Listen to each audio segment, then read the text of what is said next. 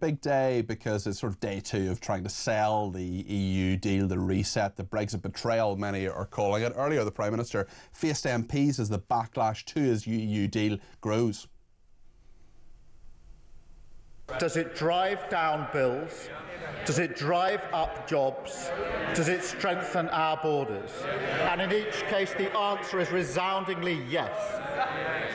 These deals release us from the tired arguments of the past and, as an independent sovereign nation, allow us to seize the opportunities of the future. A clear message sent across the globe that Britain is back on the world stage. That is what these deals represent. A signal that we're back on the world stage, a global champion of free trade, playing our historic role on European security, but above all, making deals that put money in the pockets of working people. Because, Mr. Speaker, that is what independent sovereign nations do. It'll all be fine. Everything will be marvellous. Do you know he wasn't convinced? There's a woman called Kemi Badenoch. I don't know if you've ever come across her. She's the leader of the opposition, something called the Conservative Party. This is what she had to say. When Labour negotiates, Britain loses. The terms are improved for the EU. And the Prime Minister can dress it up as much as he wants, but he has failed. It is bad for bills, it is bad for jobs, and it is bad for borders. This is not a deal made for Britain. This is a deal made for Labour's PR, to show them on the world stage. But it is a stitch-up for our country for their short-term headlines. I can't really disagree with very much of that. The Conservatives, though, are in fourth place below the Liberal Democrats at the moment. Let's talk about all of this with Nick de Bois. He is a former advisor to Dominic Raab when he was Brexit Secretary. No stranger to this station, a presenter on here as well. Nick, what is actually in this for Britain? Because I can see the security guarantees. I can see that we may well have a better relationship on that front. But aside from that, apart from getting through e-gates slightly quicker, I'm not really sure that I'm happy with the 12 years of fishing rights and huge amount of cash that we've had to spend on this, for example. Is Kemi Badenoch just right when she says when Labour negotiates, Britain loses? Well, I think Kemi Badenoch, Peter, hello. Good. Hello, lovely to see you. So many thoughts are going through my head because it took me back to those Brexit negotiations. PTSD.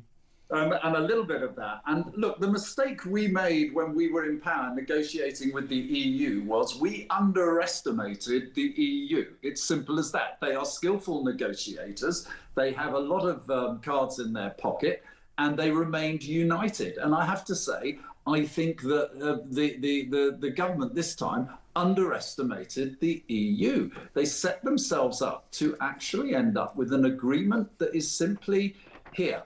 You have our fish for another 12 years. And yes, there are some gains, if you like, in terms of security and defence. And I think we all can kind of see where that's going.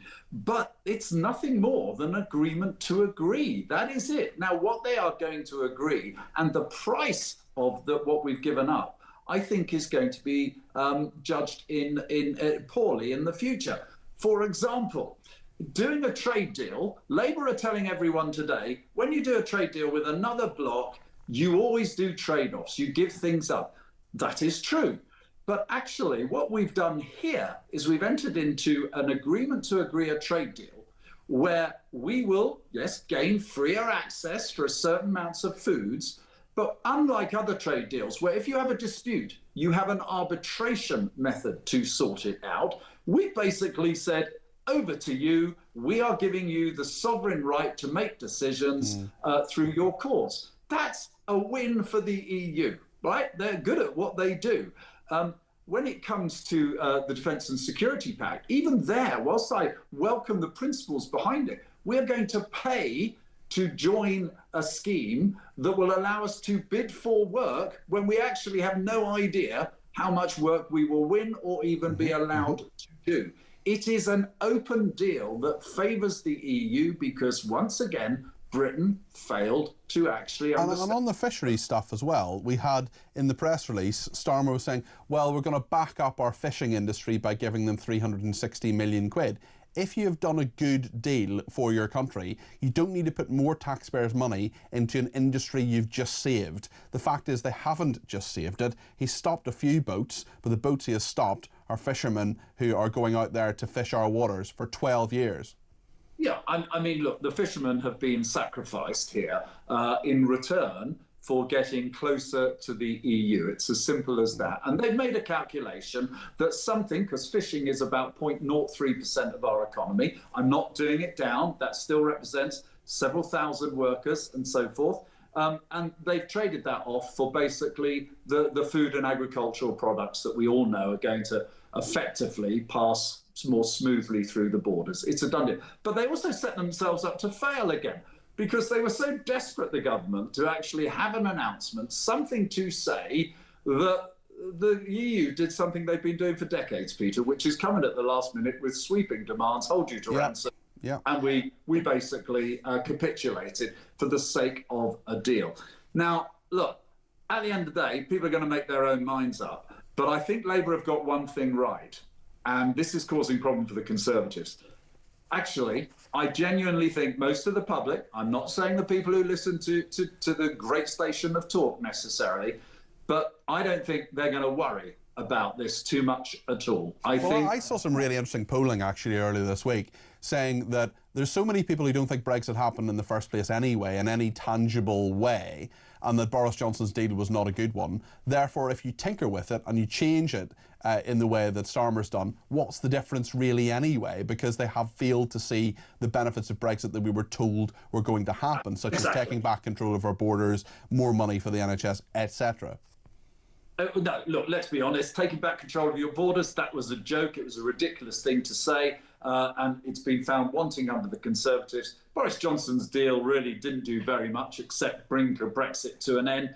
And most people are not going to worry about the European courts deciding essentially whether their lettuce can or cannot pass through the port of Dover. So I think Labour have calculated wisely there. The Conservatives are in an absolute mess. I think they actually need...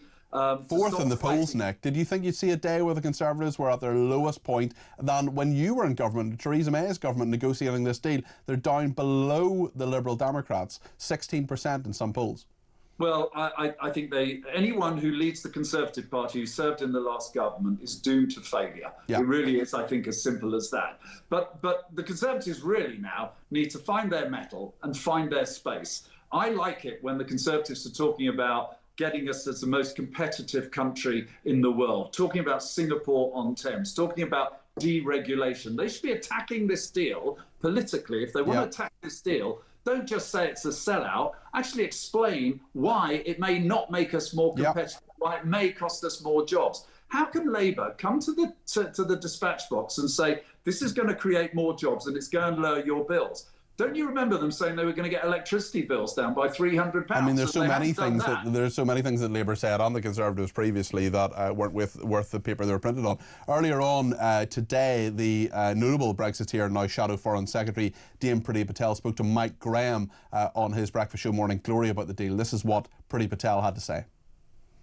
People, your viewers, your listeners, they gave the then Conservative government of the day in 2016 a clear instruction, which was to leave the EU. And what we're now seeing is sheer dishonesty from Keir Starmer and his appalling Labour government that have deceived the public. You know, yes, they said they'd have a reset, but what they've effectively done is that they're signing up to a foreign court, the European Court of Justice all over again. We've got to pay for the privilege of the indignity of going back into the European Court and being a rule taker, and they've sold out our fishermen with a 12-year deal. And I understand that Starmer went into the negotiations saying he wanted a 4-year deal, but he's come out 100 times worse with a 12-year deal.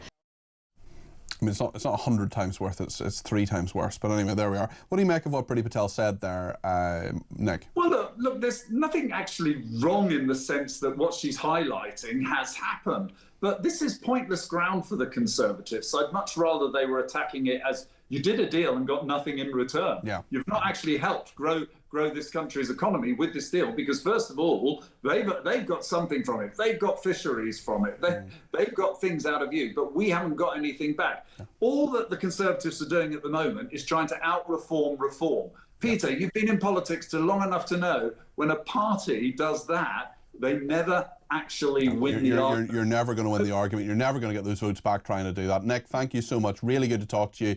Nick de Bois there, former advisor to the Brexit Secretary, Dominic Raab,